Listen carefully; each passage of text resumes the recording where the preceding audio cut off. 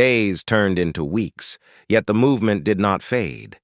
In every city where the protests had begun, something deeper was unfolding, a quiet, unstoppable awakening.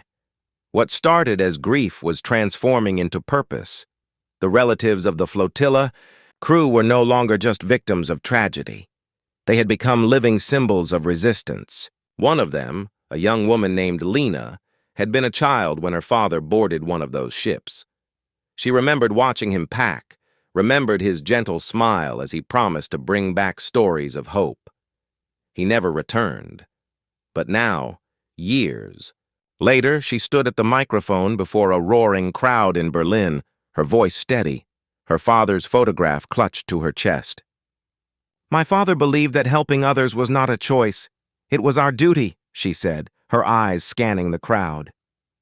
"He sailed for Gaza, and though the sea took him, it never took his dream. Today, we are his voice. Today, we continue his journey." The audience erupted in applause. Some cried, some raised their fists, and others simply stood in silence, letting her words sink in. The moment was raw and real, a bridge between pain and power. Across the world, similar scenes were unfolding. Artists painted murals of the flotilla ships on city walls, their sails filled with colors of freedom. Students organized campus movements demanding their governments stop arming oppression. Faith leaders from mosques, churches, and synagogues stood side by side in rare unity, calling for compassion and justice. The protests had become more than political. They were spiritual. They reminded people that humanity is bound not by borders or beliefs, but by conscience.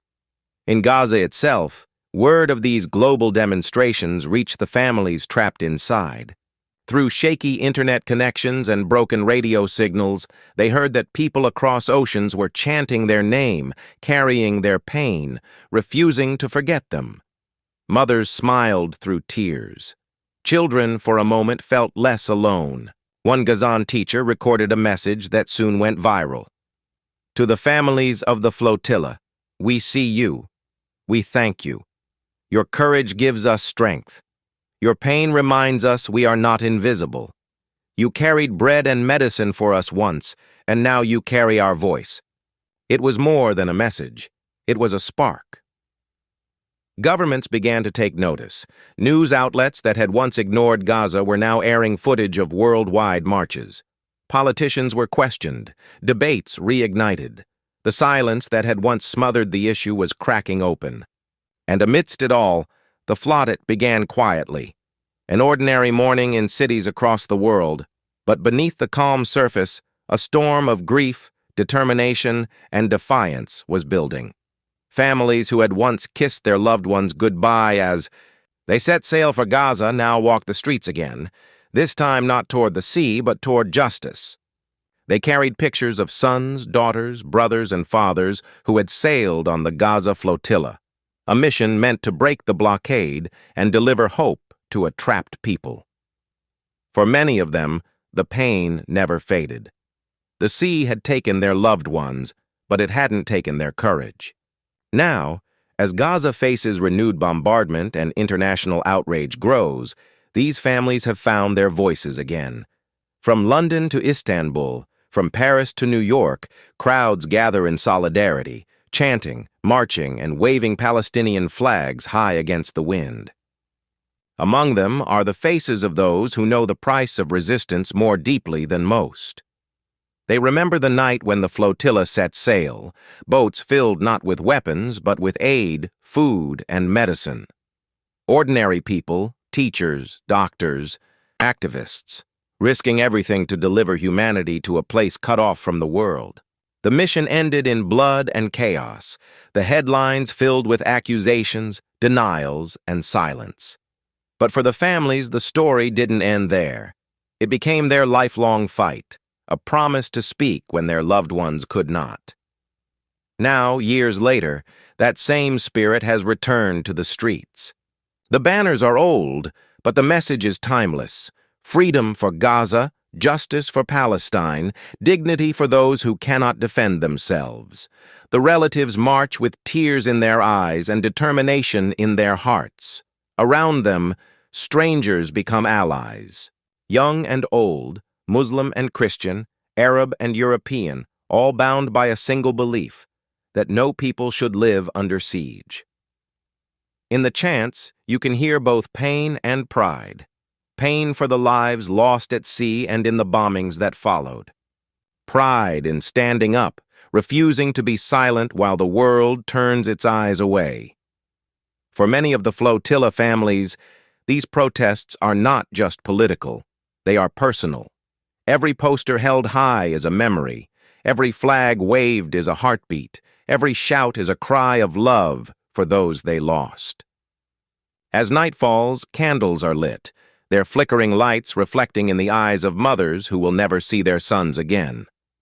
Journalists capture the images, passers-by stop to listen, and for a moment, the world feels smaller, connected by grief, compassion, and shared humanity. Some call them dreamers, others call them stubborn, but to them, this is duty. The duty to remember, the duty to act, the duty to remind the world that Gaza is not a forgotten name. It is a wound still open, a story still unfolding. Each step they take is a whisper that grows louder, echoing through cities and across borders. Free Gaza, they chant, not as a slogan, but as a plea. End the blockade. Stop the bloodshed.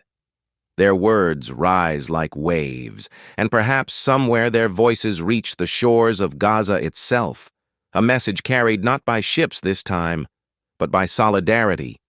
And as they walk, hand in hand, surrounded by thousands who share their cause, they know that though their loved one's voyage ended years ago, the journey for justice continues. The flotilla may have been silenced at sea, but its spirit now sails through every protest, every tear, every act of courage in the name of Gaza. Because in the end, this is not just their story, it is the story of all who refuse to let compassion drown. The night air grew colder, yet no one left. The chants continued, softer now but filled with emotion that words could barely hold. A mother stood at the front of the crowd, clutching a faded photograph of her son, a young man with kind eyes, forever frozen in time. Her tears glistened under the city lights, but her voice did not waver. She spoke not just for him, but for every mother in Gaza who has buried a child without ever seeing peace. Nearby, an elderly man held a small flag, its edges frayed from years of protests. He had once built the wooden deck of one of the flotilla boats. His hands, calloused and strong, trembled slightly as he raised it high. When asked why he kept coming back after all these years, he simply said, "Because silence helps the oppressor. My voice belongs to the oppressed." Around him, the younger generation listened. Teenagers who hadn't been born when the flotilla sailed now carried the same message forward. They filmed the protests, shared them across social media, and reminded the world that what happens in Gaza is not a distant tragedy. It is a reflection of our collective humanity. In Istanbul, prayers echoed from mosques as thousands filled the streets, waving flags and chanting for freedom. In London, the steps of Trafalgar Square became a sea of people holding candles, their light shimmering against the stone lions. In New York, voices rose between skyscrapers, breaking through the usual noise of the city. Everywhere, the same demand was heard. End the siege. End the suffering. Let Gaza live. Each protest felt like a heartbeat, scattered but synchronized, pulsing through the planet. What had started as a single humanitarian voyage years ago had become a movement that refused to die. The flotilla may have been stopped by force, but its mission now lived in the hearts of millions. For the families, every new protest was a reminder that their pain had meaning. They were not alone anymore. The faces of their lost loved ones appeared on banners beside images of children in Gaza, linking past and present, sea and land, memory and reality. The world was beginning to listen again, slowly, painfully, but surely. And amidst the chants, a quiet question began to spread. How long can this go on? How long can a people live without freedom, without dignity, without hope? Each voice that asked it added strength to the call for justice. As the march ended, that night, the mother with the photograph placed a single white flower on the steps of a monument. She whispered something only she could hear, a promise perhaps, or a prayer. Then she turned to leave, her face lined with sorrow but lifted by purpose. Because she knew this fight was no longer just about her son. It was about every child who deserved to wake up under a peaceful sky. Every family who deserved to live without fear.